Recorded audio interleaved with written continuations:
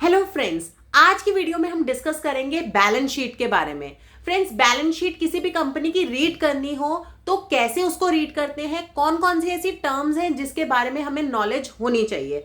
तो सबसे पहले अगर बैलेंस शीट का नाम आता है तो सबसे पहले जो चीज हमें पता होनी चाहिए वो होते हैं एसेट्स। एसेट क्या होते हैं, लायबिलिटी क्या होती है, इक्विटी क्या होती है, इन सब के बारे में हम डिस्कस करेंगे।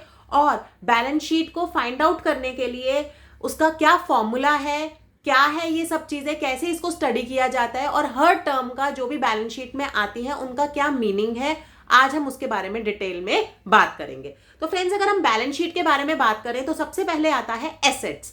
एसेट्स क्या होते हैं? किसी भी कंपनी के जो भी कंपनी के बैलेंस शीट में एसेट्स आते हैं वो क्या होते हैं? बैलेंस कंपनी के पास क्या क्या चीजें हैं, क्या क्या वो ओन करती है, ये सारी होती है एसेट्स। कोई भी मशीनरी हो सकती है, अगर कोई बहुत बड़ी फैक्ट्री लगी है तो उसकी कोई भी मशीनरी है, अगर कोई एक रिटेल शॉप है तो उसका जो भी स्टॉक है, ये सारे हमारे एसेट्स होते हैं जो हमें इन रिटर्न हमें पैसा कमा कर देते हैं। नेक्स्ट आता है लायबिलिटीज। लायबिलिटीज क्या होती है फ्रेंड्स? लायबिलिटी वो होती है जो कंपनी को पे करनी होती है। वो चाहे आपकी, ये कह सकते हैं कि अगर कोई मशीनरी खरीदी हुई है तो उसकी इंस्टॉलमेंट्स जानी है, वो हमारे लिए एक लायबिलिटी है। कोई भी बड़े प्लांट्स खरीदे हुए हैं तो उसकी जो पेमेंट जानी है वो हमारे लिए एक लायबिलिटी है। अगर हमने कोई लोन ले रखा है वो हमें पे करना है, वो हमारे लिए लायबिलिटी है। अब बात करते हैं इक्विटी क्या होती है।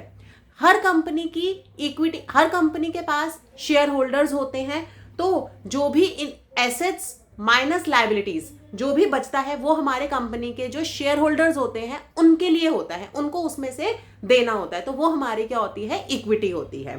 तो एसेट्स कैसे हम डिफाइन कर सकते हैं किसी भी कंपनी के? अगर आप लायबिलिटीज को इक्विटी में प्लस कर दो, लायबिलिटीज और इक्विटी को जोड़ दो, इकट्ठा कर दो, तो वो कंपनी की बन जाती है एसेट्स। अब एसेट्स के बारे में बात करेंगे तो हमारे शॉर्ट टर्म भी होते हैं और लॉन्ग टर्म भी होते हैं। शॉर्ट टर्म करंट एसेट्स होते हैं, कोई भी गुड्स हो सकते हैं। अगर कोई एक रिटेलिंग शॉप है, वो कुछ भी सेल कर रही है प्रोडक्ट्स, तो वो उसके लिए क्या है? उसके इन्वेंट्री है, उसका गुड्स हैं उसके, जो वो सेल करके पैसा कमाएगी।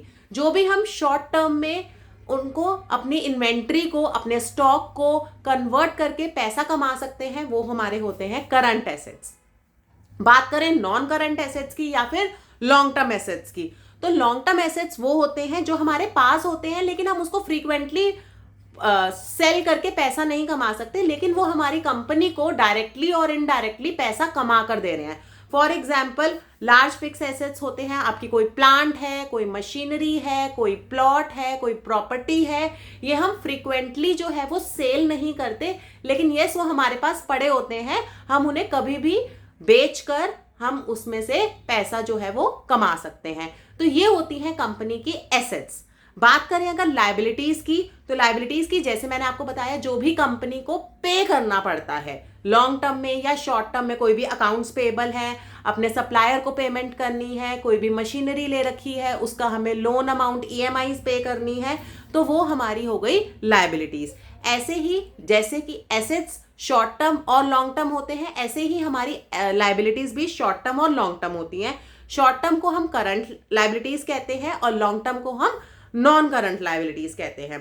तो हमारी शॉर्ट टर्म लायबिलिटीज हो गई, अकाउंट्स पेएबल हो गए, पेमेंट्स जो कि हमें सप्लायर को देनी है, ये सारी हमारी करंट लायबिलिटीज हैं। शॉर्ट टर्म है क्योंकि हमें इसे बहुत जल्दी जल्दी पे करना पड़ता है। और लॉन्ग टर्म्स कोई भी बॉन्ड्स हैं, कोई भी किसी तरीके का हमने डेट ले रखा है बॉन्ड्स पे, तो ये सारी हमारी जो है वो लॉन्ग टर्म लायबिलिटीज हो गई।